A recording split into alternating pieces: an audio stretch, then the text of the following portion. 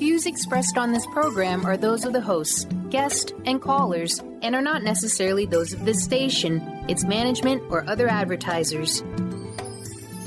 You're listening to Transformation Talk Radio.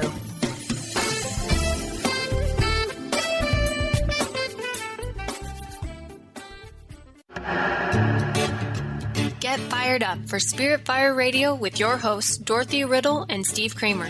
Get ready to shine the light on universal spiritual principles and uncover ways that ageless wisdom can guide you in cultivating consciousness in these modern times. Bring purpose to your life through practical spirituality and add to your awareness with Spirit Fire Radio. Now, here are your hosts, Dorothy, Riddle, and Steve Kramer.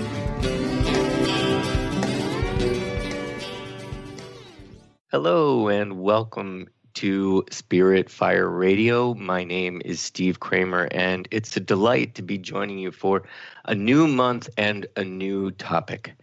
But before that, my delightful co-host, Dr. Dorothy Riddle. Hi, Dorothy. Hi, Steve. How are you? Just fine. Looking forward to this month. Me too. So shall I introduce the month? Yes, please. Wonderful. So listeners, every month we take on a new subject, a new aspect of the spiritual path, and we dive deep. We explore every angle. We have covered right action. We've covered humanity as a whole. We've done harmlessness, hope. We've had really intriguing discussions about topics that help you integrate the spiritual life and awareness into your everyday life. So the month of September, we're going to talk about discernment. And goodness gracious, could it not be more apropos? Well, it's always apropos, but it seems like these days we need so desperately as a humanity to develop this quality of discernment. We are faced with fake news. This has been such a subject that we've all had to sort of deal with, this idea of what is truth and what is false, and discerning where harm is being done and where harm is not being done. We've talked about that quite a bit, and there are so many subtleties involved there. So discernment is the topic of the month, and I look so forward to it. Dorothy, anything you'd like to add about discernment? Well, I think I too am really excited about talking about it this month because it's really, we talk about being able to discriminate, using that in the neutral term, not the negative term, be able to discriminate between different perspectives, different issues, but discernment adds that element of evaluation. Mm. So it's not just, what's A and what's B, but what are the implications? Yes. What is it that really is critical? And I'd like to give a quote to start us off, Steve. This is from the Dalai Lama. We must use discernment continuously to guarantee our proper motivation.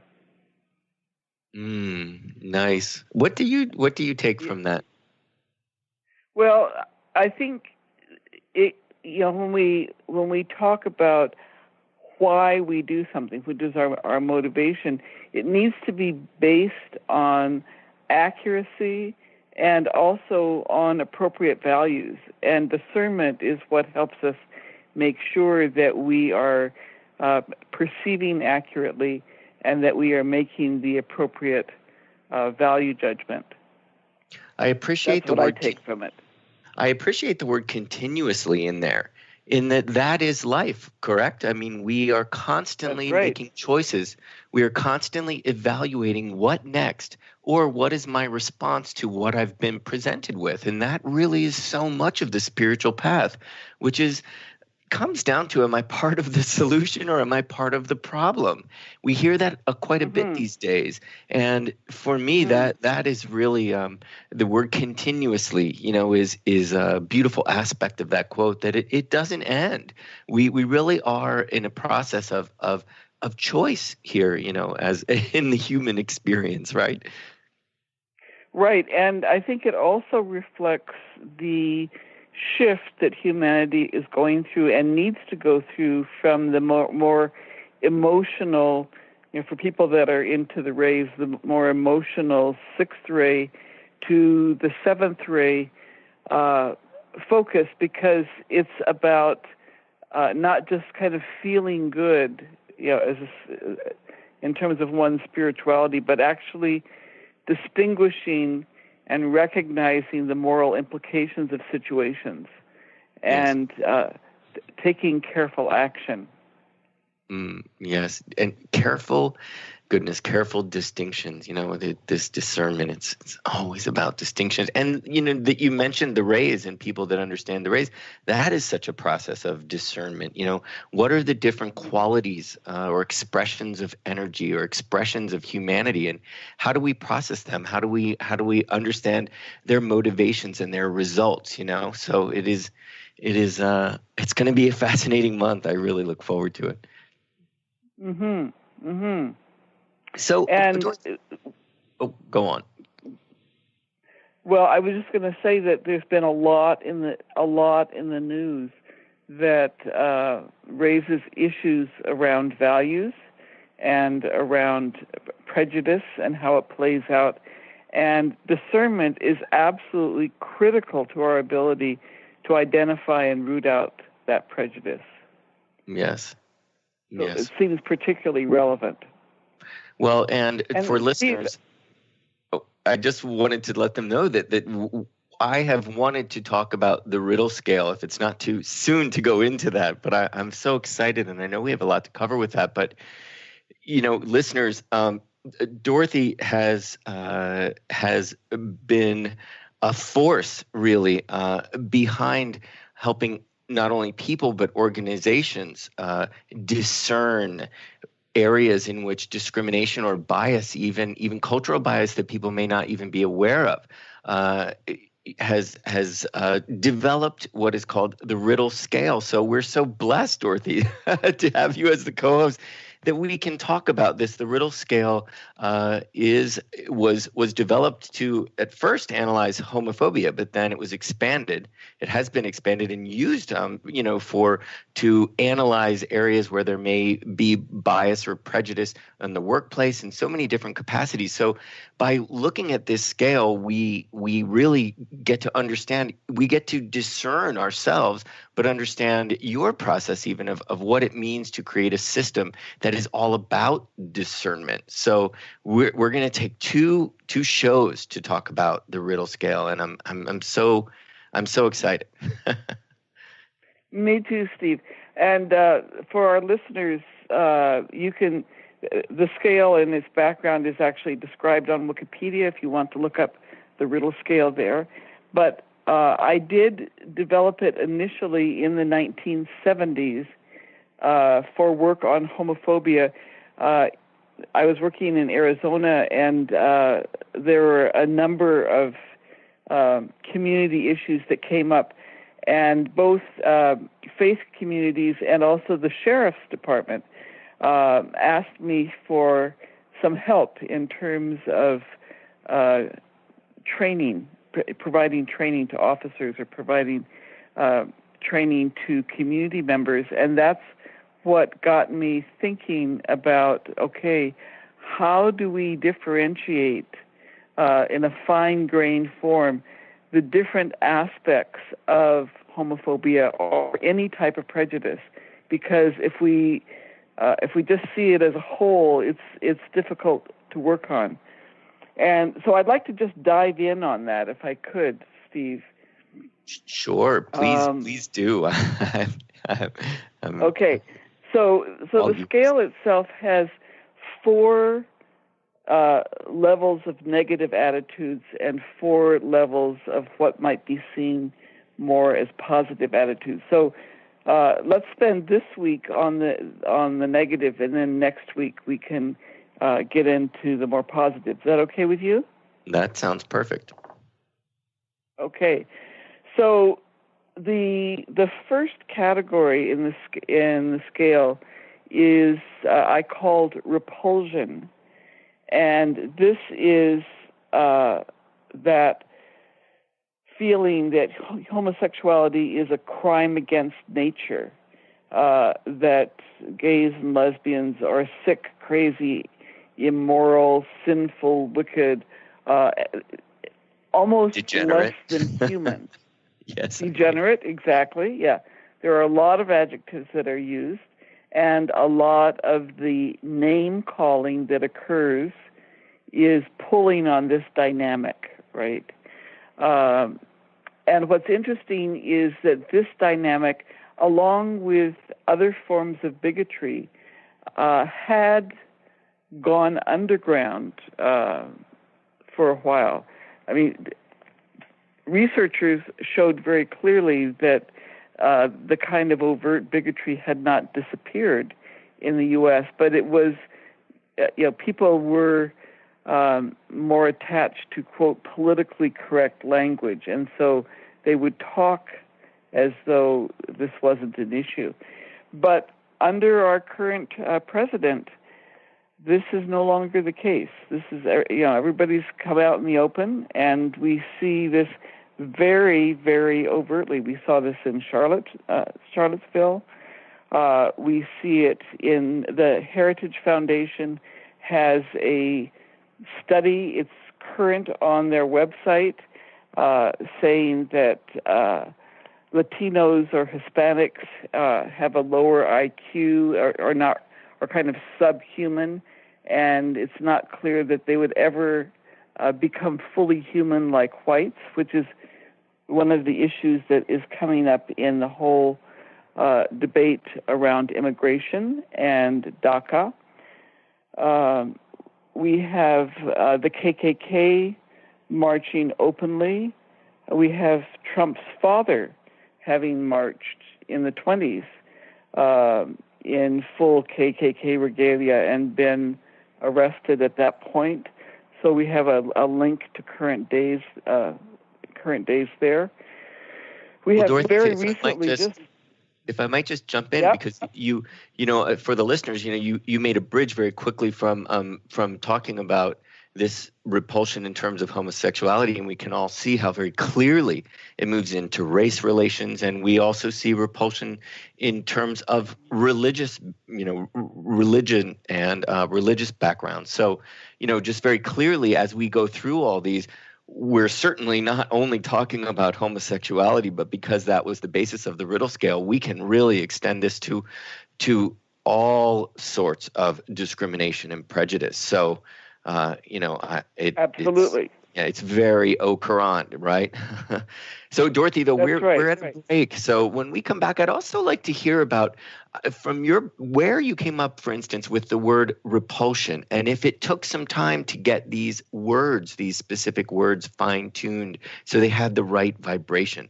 But we're going to go to a break, and when we get back, more on this just very intriguing subject. We'll be back in a moment.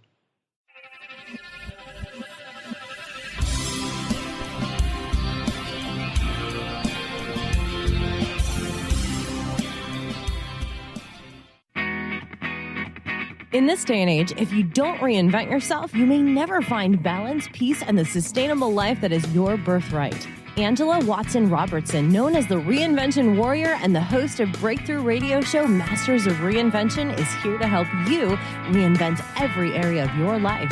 Tune in and hear from the best in the personal transformation business and discover tips and tools for positive change. Live every month on Transformation Talk Radio. Hey, did you know why they call the foundation the foundation? It's called the foundation because it completely eliminates your foundation for what you thought your reality was and creates a whole new space where you can have an entirely new reality that is foundationless. So from my point of view, they should call it the unfoundation or the foundationlessness.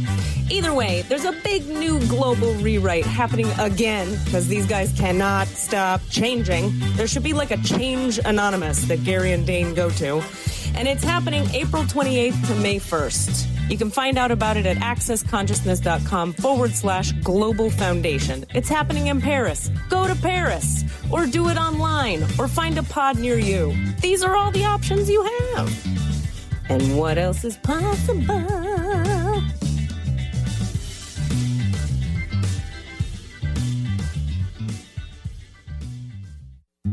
Is traditional medicine not working for you? Do you still feel as if your health isn't 100%? Here at the Holistic Medical Center, Dr. Nushin Darvish and the qualified staff look through the dimensions of wellness and start a healing plan prioritized to your needs. Our physicians assess the whole you until complete health is achieved. Get the help you need by visiting drdarvish.com or call 425-451-0404.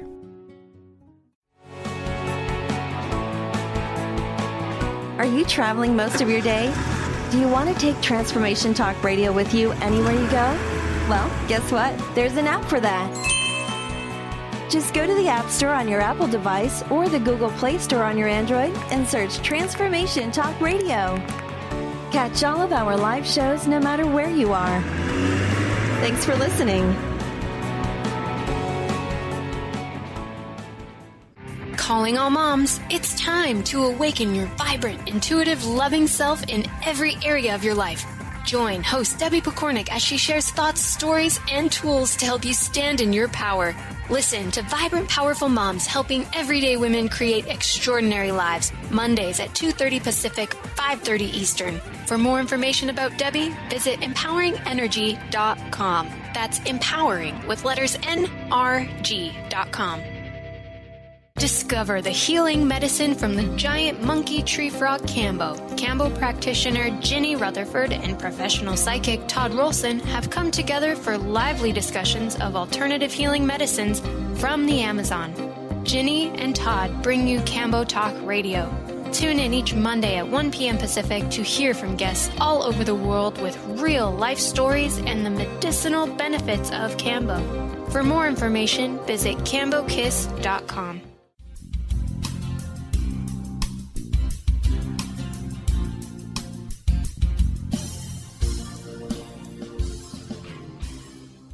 Hello, listeners. Welcome back to Spirit Fire Radio, where we are talking about discernment. We will spend the entire month of September talking about discernment. But in that I said the word we, it's Dr. Dorothy Riddle and I. And, Dorothy, we are so blessed to have you for these shows and for every show. The level of at which you are able to discern, your capacity for discernment always just is such a blessing to this show. And I personally learned so much. But our organizations, this Spirit Fire Radio itself, this season is a collaboration, and it's in part because you were able to discern that a lot of esoteric organizations were actually in their own way, though you would think a lot of spiritual organizations, spiritual nonprofits would be working together beautifully, but there was actually a gap in a way in which they just were almost at heads with each other.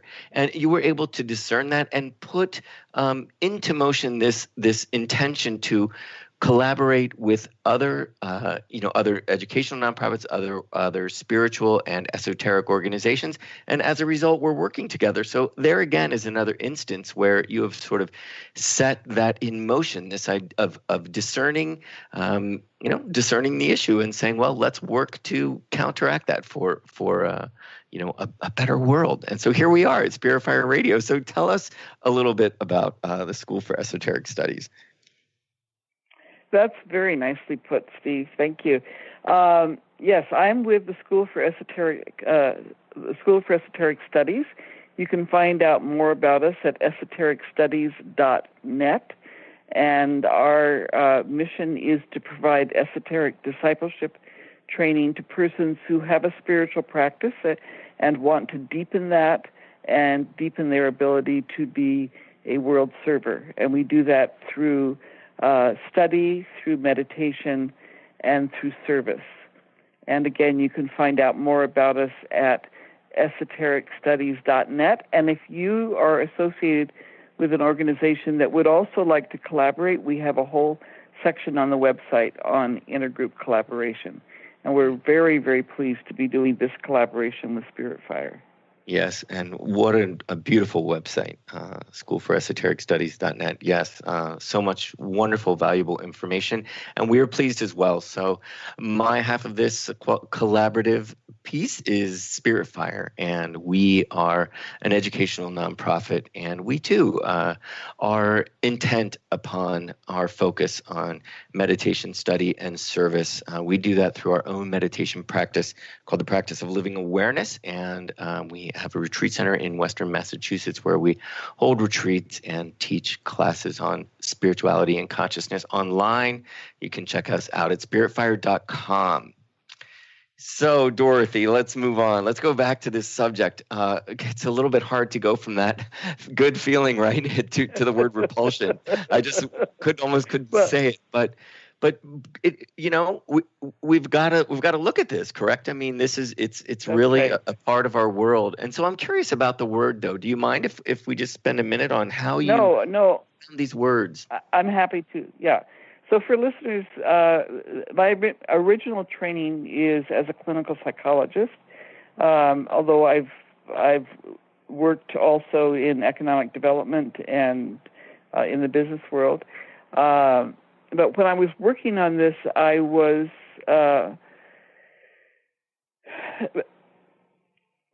drawing, thinking about this, Steve, I was drawing both on my psychological background, but also on my spiritual meditative work. And in coming up with the categories and the labels for them, the best way I can describe them was that it had to do with the energetic feel that I had when I was in the presence of the expression of that particular attitude. Because the 8 that we're going to talk about, I have experienced all of those. Mm.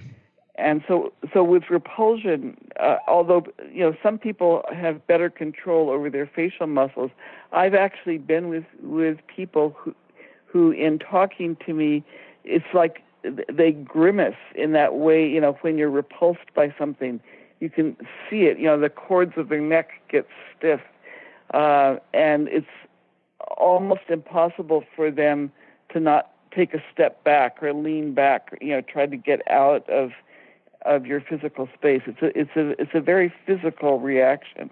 And was it something physical that brought that on for them, do you feel? I mean, was it something that they what were they interpreting as repulsive? So awful to that I was somehow evil. They were in the presence of evil. That I was wicked. I was sinful. Yeah.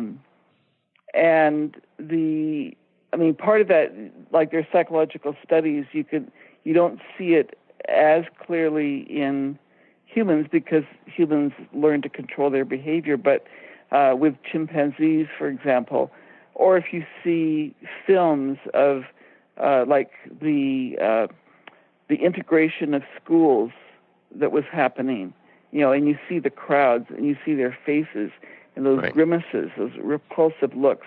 So that's the feeling tone that I wanted to reflect in this first level of attitude. Right. I guess what I was getting at, Dorothy, was it that perhaps somebody saw you holding hands with somebody of the same gender, and that was what was repulsive to them, or not to get too personal or too sort of in that. No. But I just wonder because there's really is a difference, especially you talk about humans' capacity to sort of to cover up their emotions. Well, homosexuals in their own way, could in a sense cover up their homosexuality, which is a problem in and of itself. Whereas if we think about the integrating of schools, there's no hiding your black skin. That's right. That's right. At that point in my life, I was encountering this because I told people, or somebody else told somebody, that I was a lesbian, not because they observed me being physically affectionate. Wow. So with somebody. It goes even deeper then, right? It's so entrenched.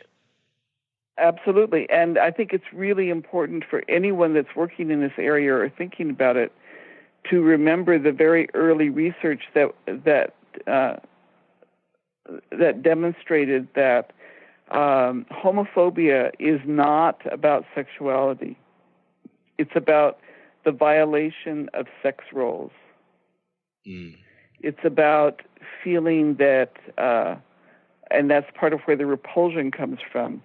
And it is, unfortunately, in our society, I believe, a bit stronger towards men than towards women.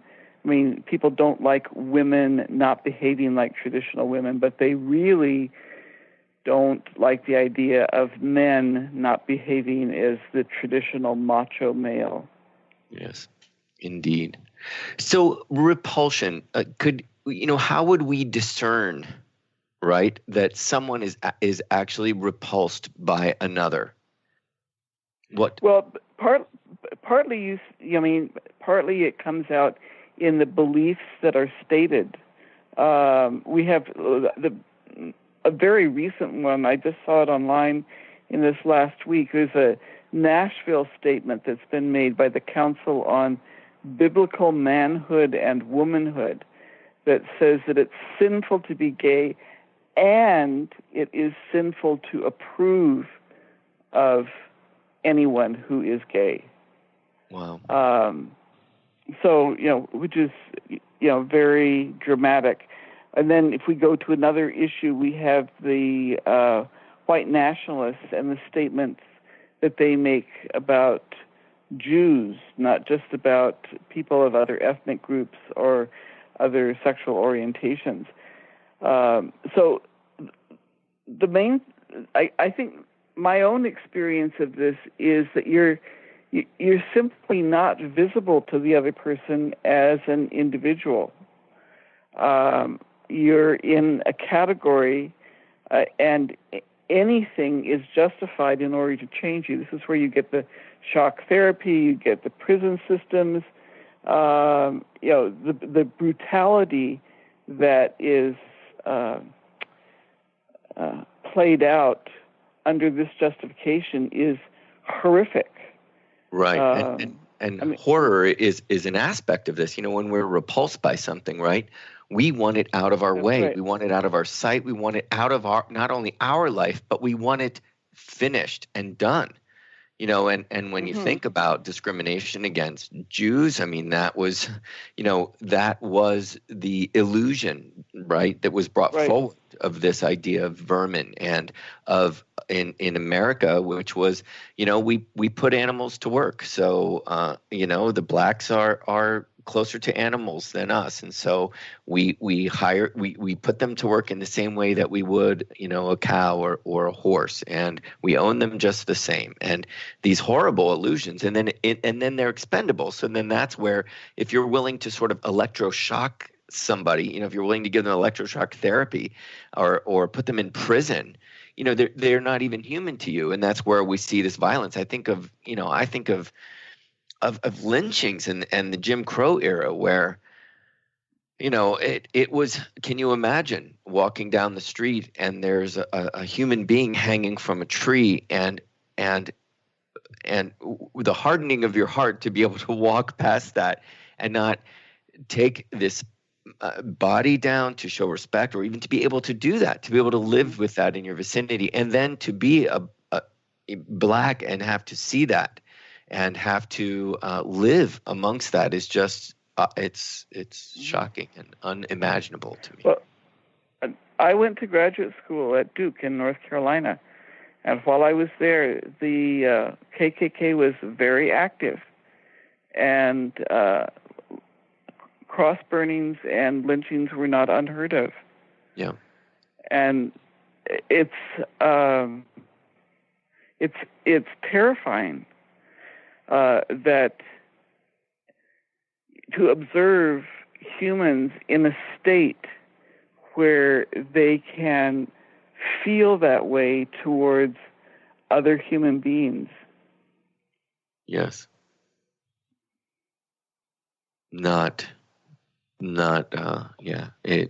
pretty in any way. I mean, that's just making so light of it. To say those words is horrifying. I mean, it is actually horrifying. No. So repulsion, it really is, in this sense, it is teamed really with harm and brutality, right? And often right. violent, I would say. So we're really at the bottom of the scale here. That's right. And interestingly enough, or not, I mean, it's distressing. The United States was issued an early warning by the United Nations because of what happened in Charlottesville, and President Trump's refused to immediately denounce it. Yes, to acknowledge it. And the it. UN has asked U.S. authorities to undertake concrete measures to address the root causes of the proliferation of such racist manifestations. That's a direct quote from the warning that was issued. Now, I haven't seen any persons in authority actually speaking about this or saying, whoops, we need to do something. Right, which is bigotry in its own way. And so, we have to go to a break, Dorothy, but when we come back, it would be interesting to to discern just a bit without going too deep into it. I know we talked about Charlottesville quite a bit, but there's some discernment that can happen here. So I have a point to make when we come back from this break. We'll be right back. Okay.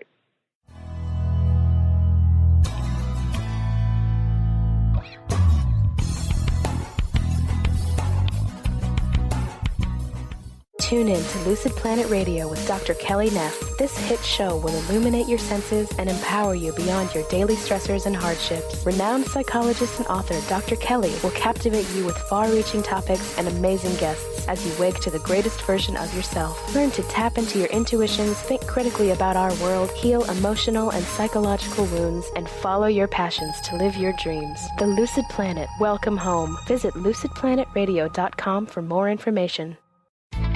Amber Teal, founder of The Healthy Edge, is bringing you the hit show Healthy Edge Radio, living with power, passion, and purpose. Amber provides the support and tools necessary for you to finally release the weight and emotions that are hidden beneath the weight. Tune in each month on Transformation Talk Radio. For more information on how you can take the next step with Amber, visit getthehealthyedge.com.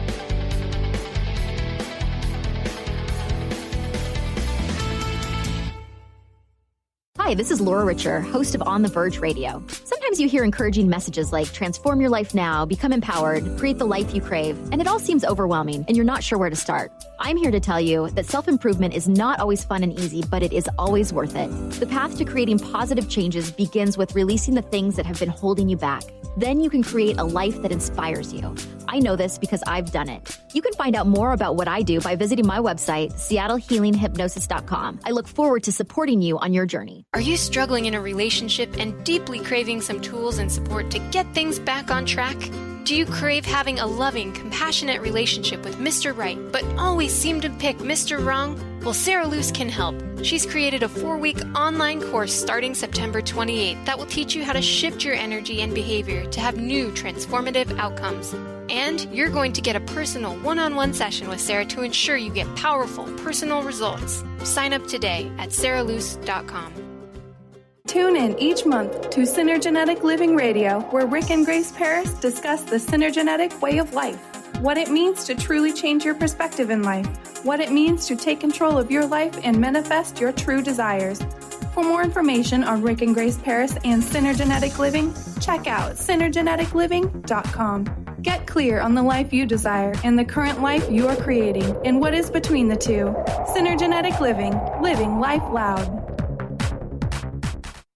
Thrive is what we experience when our mind, body, and soul operate as one. When we thrive, we excel on all levels. Thrive is the mindset that matters. It is essential to our being.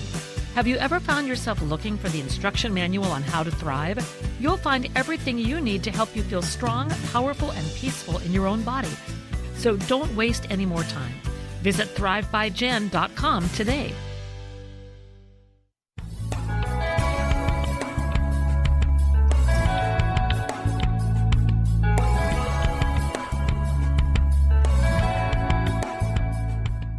Hello, listeners. Welcome back to Spirit Fire Radio. I'm going to get right into it because we have so much to cover, and this is such a fascinating subject. So, Dorothy, before the break, we were talking a bit about Charlottesville, and the theme of the month is discernment, and it takes really critical thinking, and it takes discernment to really get to the root cause of what was going on in Chicago. And when we see our president say, well, what's next? Are they going to take down monuments of George Washington? It gets a little ridiculous, but at the same time, people buy into that. They buy into this idea, and they without discerning what's behind this. You know, the whole point of that protest or rally in Charlottesville was to protest that these Confederate statues were coming down, and this idea that it is a part of American history and that it is celebrated as such leaves out what part of American history that these are really celebrating, because the majority of these monuments went up long after the Civil War. In fact, most of them went up during the time when the Jim Crow laws were enacted, that most of them went up after the turn of the century. And in the first 20 years afterwards, when there was a huge rise and a pushback because of Jim Crow laws and wanting to keep this like sort of a campaign of terror against the blacks, that when you put a statue, you know, of General Lee in front of a courthouse, well, when you walk into that courthouse, you know, can you be guaranteed equal rights, you know, or any rights whatsoever, you know? And then we saw that there was another kind of a huge uptake in these monuments going up after the Supreme Court ruled Brown versus the Board of Education and declared that Jim Crow laws were unconstitutional. All of a sudden, these monuments go up again. So when you basically say that this is a part of American history, yes, this is a part of American history. It's American history of systemic terror against blacks and limiting their, you know, ability to, you know, to have access to equal rights and government and be participants in you know, the American way. So, right. Well, and I think it's also important, Steve, to recognize that there are monuments to people who were trying to tear the United States apart. These were not patriots. Well, these right. were right. But I think that's critical because President Trump has raised the issue of, you know, early presidents being slave owners. So but they were they had a vision of a country that they were trying to put together. There are lots of heroes from the Union Army and from all of the activities that happened afterwards that could go up instead if we wanted to really celebrate our history. So yes. I just wanted to slip that in. Well, sure, and you know, Thomas Jefferson, he had a vision. He knew that it would take time, but he knew that eventually that this was wrong, and eventually it was something that could happen fast. And he actually saw it. He actually had an idea of how this would work in a peaceful way, and just knew it would take time. Mm-hmm. So yes. Yeah. So discernment, you know, we're bombarded with this every day in the news, right? I mean, we've got to constantly discern what somebody's motives are, right? And that's right. And understand really what are the moral implications, you know, of certain decisions. Yeah. So yes, we should. So I'm going to move us on to the next level, which is pity. And so this is where the attitude that's being expressed is that the person, whether it's LGBT or an ethnic group or a religious group, is just not as mature as the white male ideal. And so what you want is, you know, you feel sorry for the person. You don't want to put them in any position of responsibility because they're not mature enough yet to handle it. And so you have responses of, you know, well, I just don't want you to have such a hard life. That's another aspect of that pity or tolerance. It's a very patronizing perspective. It sounds like it might be positive, but it's actually very patronizing. Yeah, and doesn't recognize the strengths of the person. at all. Yeah, it only sees them for their difficult future. And I think parents have come a long way, but I certainly in my day of the 80s and the 90s and coming out during the AIDS crisis, there was just fret and worry. Were you going to be responsible? And that level of maturity, because it was necessary to just stay alive, and this idea of the hardships on and on, was not, in a sense, seeing you as their child any longer, but just this poor person that had such a rough road ahead of them, which didn't have to be the case whatsoever. So a child coming out to their parents and the parents saying, instead of saying, I love you for exactly who you are, you're my child, I love you. But for the first response to be one of pity, right, is tough, because right away, there you go. Oh, wow, my life is going to be really impossible. Why me? And you start to pity yourself, right? Yeah. Yeah, and then very closely related is the third level, which is tolerance, which is also related to this idea that gays are not as mature, but it has with it, instead of that kind of pitying, poor dear feeling, it's the, oh yeah, so you're just experimenting. And one of the brutal expressions of this particular level is the condoned raping of lesbians. We don't hear about it as much in North America, but it is rampant in South Africa. You'll even have a mother get a son, the brother or cousin of the woman, to rape her, to try to make her heterosexual, as though that's the issue. So although tolerance is a more pleasant sounding term, it has that underbelly also of, okay, if you don't grow out of it, there are negative consequences. Don't ask, don't tell is an example of tolerance. That's exactly what I was going to say. It makes me think of don't ask, don't tell. And I remember being so disappointed in President Clinton when that, he really sort of, he told the gays, I'm going to be your president. And, time after time, it was a bit disappointing, his response. And I remember really feeling and taking my time to not react to don't ask, don't tell.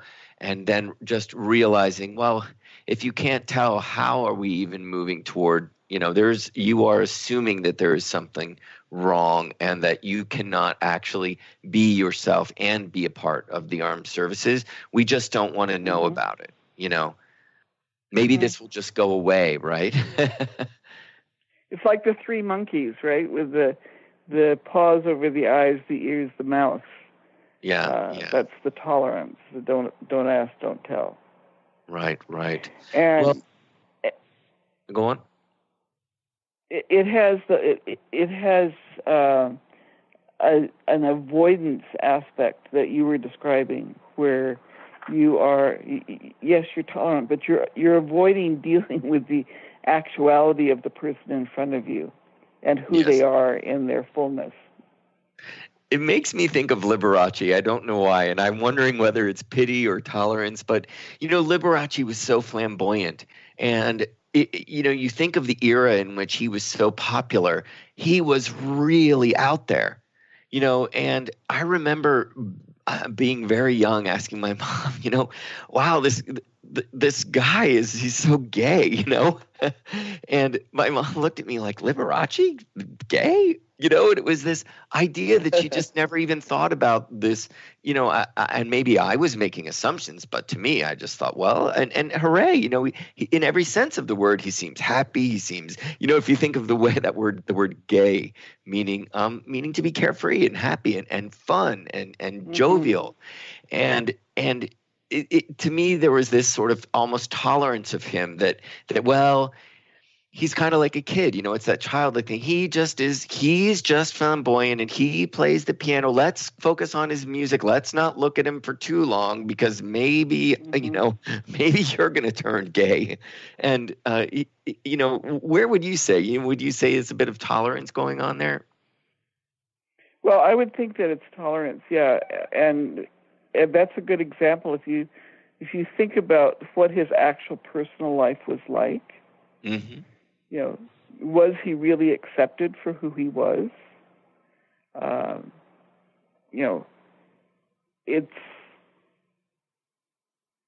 There's an element of invisibility there. Exactly. And the lengths that the powers that be went to keep his life as private as they could, right? It's a bit like don't ask, mm-hmm. don't tell. Only go so far. Only go so far. Mm-hmm. And you think of the households that sort of where he was just tolerated by, as you say, men who just had to endure looking at this effeminate man, in sparkles and glitters and just enjoying himself and really challenging them. Okay, I will tolerate this as entertainment, but mm-hmm. not, I will not go any further than that. Yeah. Mm-hmm. Mm-hmm. That can be a very lonely road. Yes. There's a certain energy that is required to be out there, to be, in people's face, to be standing up for something. I mean, I've had experience of this, but then you go home, and what's changed? Yeah. And this idea of that you're just experimenting, that I'm sort of waiting for you to become mm-hmm. you because this isn't you, obviously. Right. And people not even understanding that to say something like that, even about another, to put that out there as a thought form, as a justification, or even as what would the word be, Dorothy? Just an explanation. Oh, they're just mm-hmm. experimenting. And mm-hmm. they'll grow out of this. It's very damaging indeed. Well, we've got to go to a break again. This conversation keeps going so fast, Dorothy. But when we come back, we'll talk about the next classification in the Riddle scale. So listeners, we'll be back after these messages.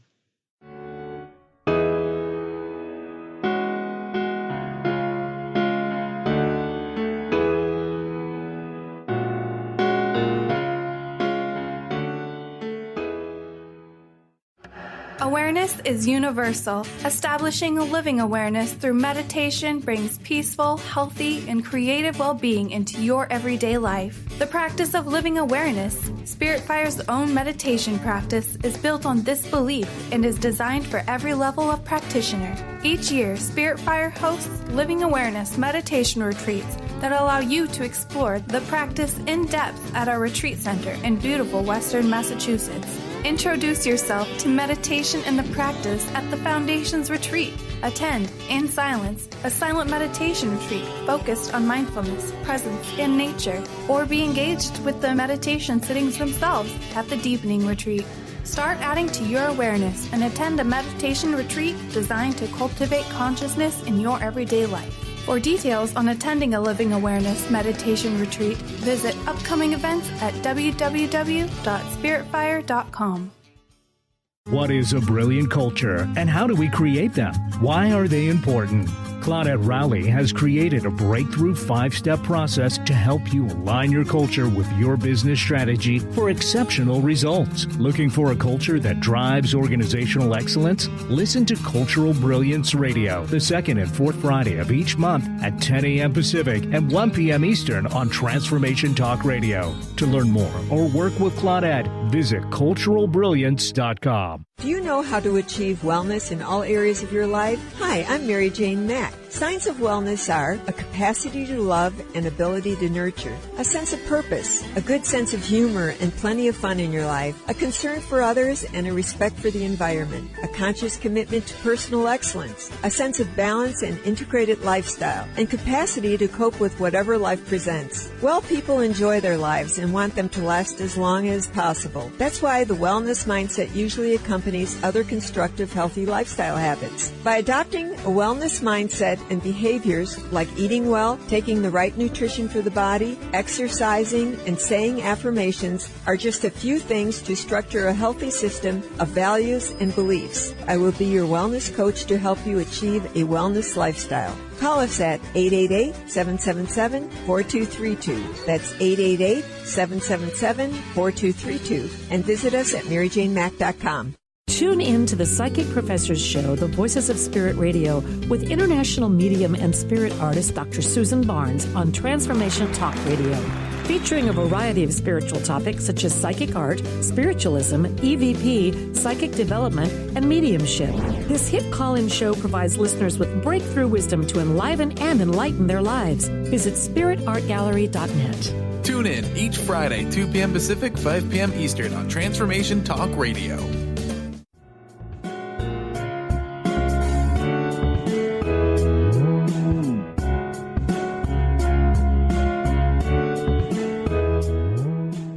Welcome back to Spirit Fire Radio. Dorothy and I are talking about the Riddle scale. And Dorothy, you said earlier on in the show that we were going to talk about the 4 negatives first and then the 4 positives, seemingly, right? And what's interesting is this word acceptance. And it's interesting that would be under a negative. So I'm sure we can discern why you would say that about this word acceptance. Well, it's interesting because this is when I started working on this issue. This is actually the attitude that I most wanted to explore with people. It's called acceptance because it implies that there's something to accept. That there's something that you're not that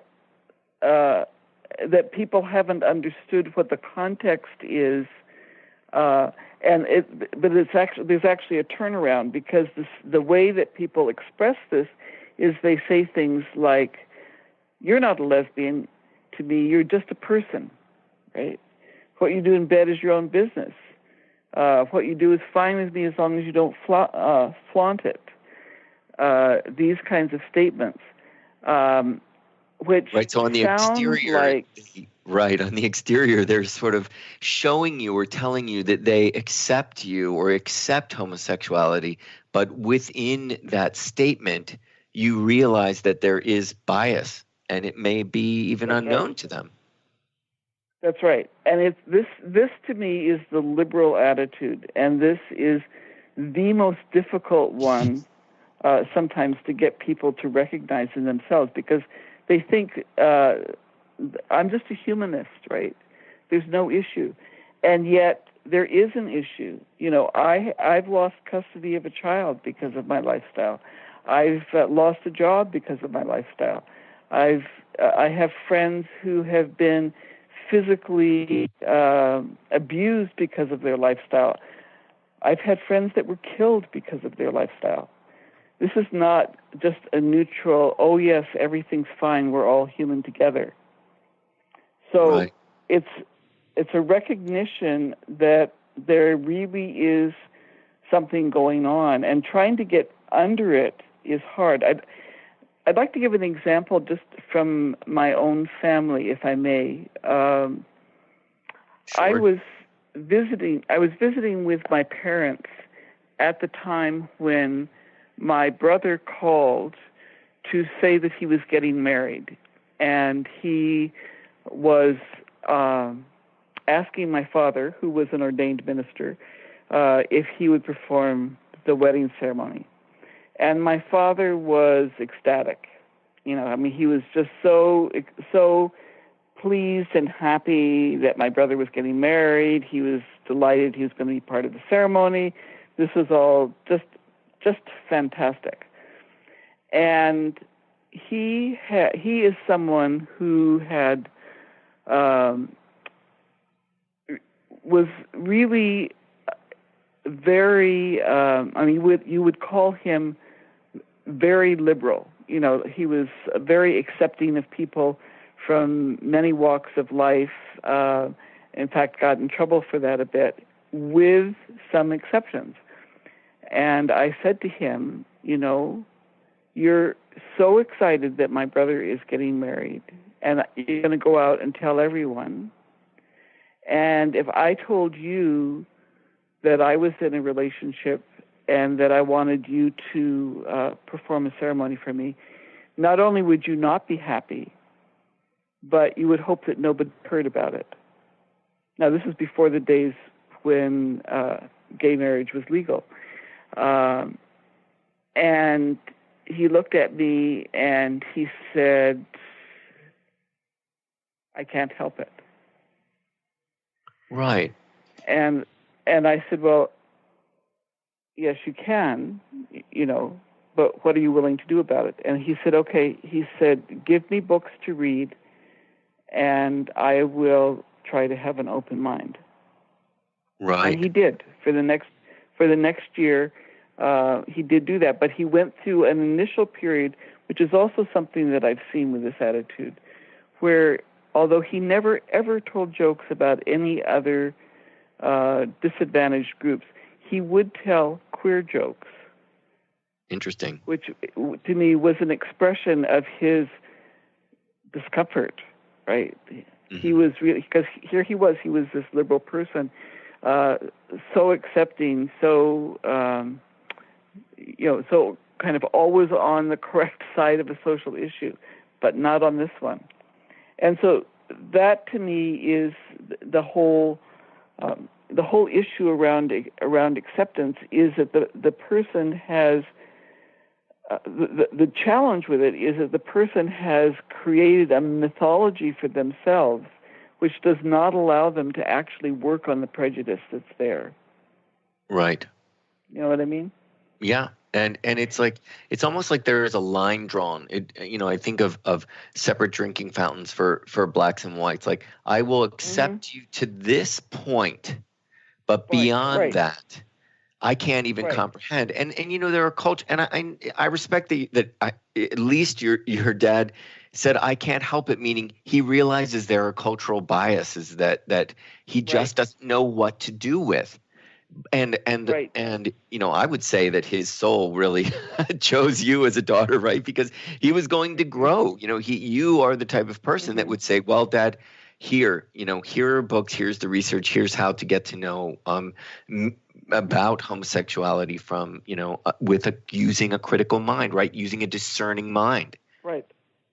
Well, and actually he and my mother together taught me to discern, because they always wanted me to look at how many different ways could an issue be looked at, what could possibly be going on. But I think, and I'm not sure about this, Steve, but I think that President Trump's comment on many sides is an expression of this particular form of prejudice. I would say you're exactly right. Yes. Yeah. He doesn't think he said anything wrong. Right. Right.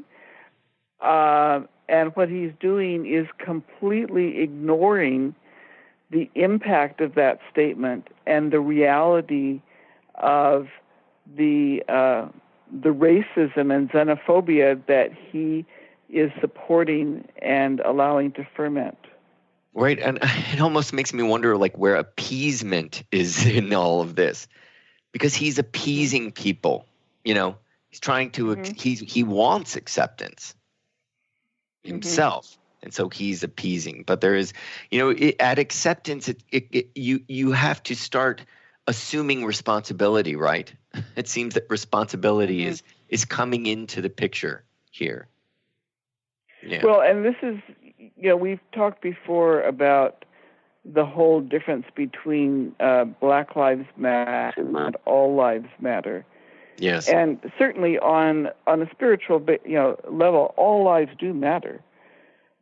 But the statement Black Lives Matter is a naming of a particular social dynamic that needs to be healed. Yes. And it's not the same as all lives matter. And it is our responsibility to understand the implications and the implications of Black Lives Matter and the differences between the two, which is discernment, right, Dorothy? Dorothy, guess what? We're literally at the end of the show. This has got to be the fastest show we've ever done. It went so fast. I feel like we just began 5 minutes ago. So, listeners, we're gonna continue this conversation into next week, and actually, I think we'll continue it as long as it needs to go because we're really learning so much about discernment and its importance. So, Dorothy, we're really right at the end of the show. So we are going to have to continue this really intriguing and learned conversation into next week. Is that okay? That's great.